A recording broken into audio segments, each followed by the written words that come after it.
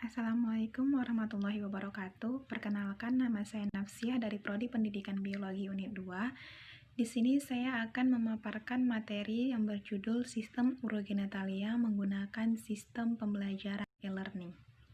Baiklah, untuk tidak memperpanjang waktu lagi, saya akan memulainya. Selamat menyaksikan.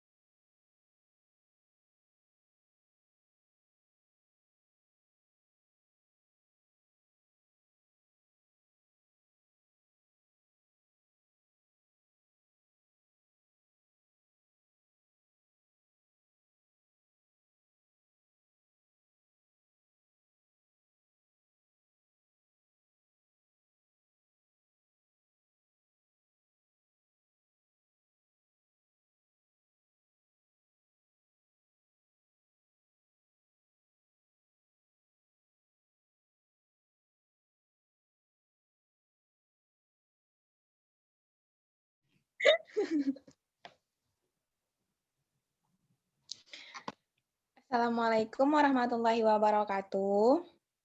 Waalaikumsalam warahmatullahi wabarakatuh. Gimana kabarnya anak-anak sekarang? Alhamdulillah baik, Bu. Baiklah, di sini kita akan melanjutkan materi dari minggu lalu, di mana pada materi kali ini kita akan mempelajari tentang sistem urogenetalia. Baiklah, kita share screen ya materinya.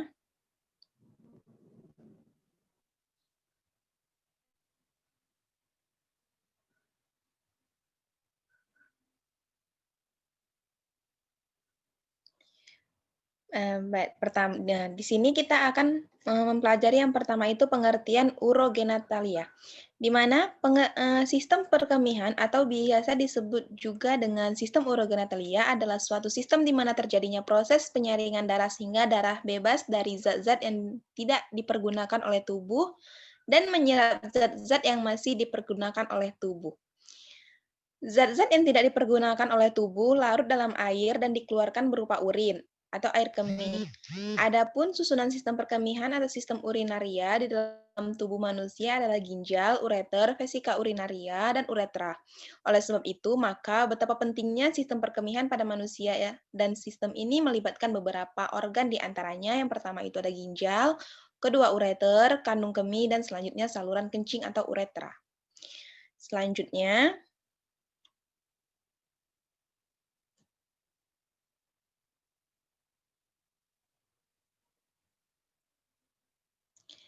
kelainan pada sistem urogenetalia. Ada beberapa kelainan pada sistem ekresi ginjal manusia, di antaranya pertama, pyelonephritis, di mana infeksi pada peradangan jaringan ginjal dan renal pelvis, ruang yang terbentuk dari perluasan ujung atas ureter tubulus yang menyalurkan urin ke kandung kemih. Infeksi ini biasanya disebabkan karena bakteri. Kelainan ginjal yang paling sering terjadi pyelonephritis dapat terjadi kronis dan akut. Selanjutnya,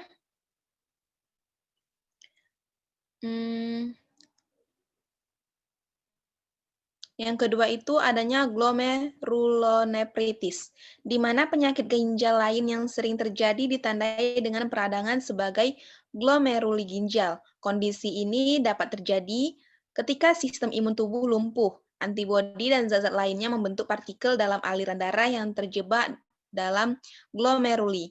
Hal ini menyebabkan peradangan dan membuat glomeruli tidak dapat bekerja dengan baik.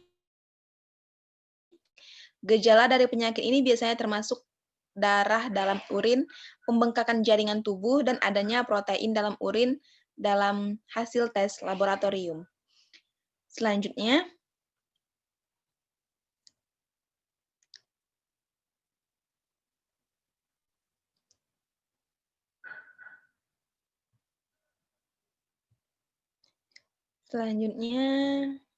Ini sama kayak yang tadi, selanjutnya itu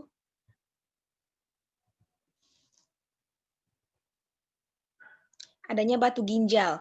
Nah, batu ginjal ini disebut juga dengan renal calculus, plural renal calculi. Terkumpulnya mineral dan benda organik yang terbentuk dalam ginjal.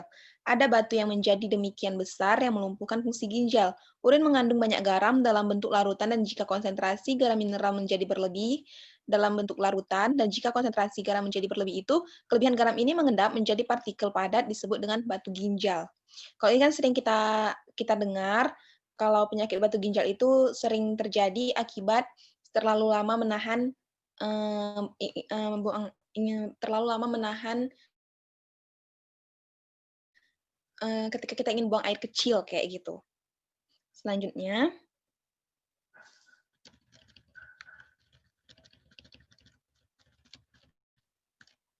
adanya gagal ginjal. Disebut juga dengan renal failure, hilangnya sebagian atau keseluruhan fungsi ginjal. Gagal ginjal digolongkan menjadi akut ketika serangannya tiba-tiba atau kronis.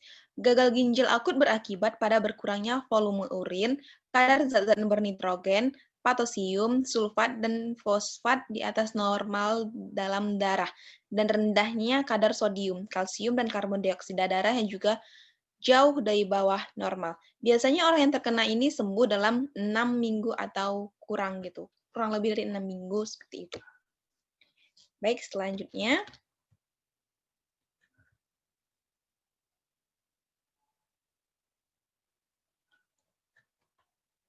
Kita ambil kesimpulan. Jadi dari materi yang telah Ibu sampaikan, dapat ditarik kesimpulan bahwa sistem urogenital adalah suatu sistem di mana terjadinya proses tubuh dan menyerap zat-zat yang masih dipergunakan oleh tubuh. Fungsinya sebagai penyaring kotoran yang dibuang melalui urin, dan beberapa hal yang perlu kita ketahui tentang betapa pentingnya fungsi ginjal diantaranya yang pertama menyaring dan membuang berbagai sisa metabolisme tubuh yang mengandung racun atau bersifat racun, mengatur kadar bahan-bahan tertentu yang dibutuhkan oleh tubuh, mengatur pH darah, mengatur keseimbangan ion mineral, komposisi air, dan elektrolit dalam darah. Sekian pemaparan materi dari Ibu. Apakah ada yang ingin bertanya?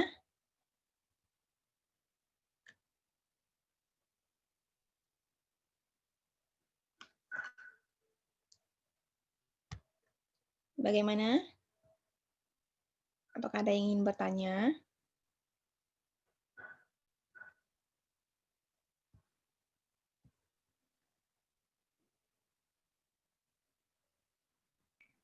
Tidak ada, Bu. Baiklah, jika tidak ada yang ingin bertanya, kita akhiri pertemuan kita hari ini, dan tugas selanjutnya akan Ibu bagi di Google Classroom ya. Ibu akhiri dengan Assalamualaikum warahmatullahi wabarakatuh. Waalaikumsalam warahmatullahi wabarakatuh.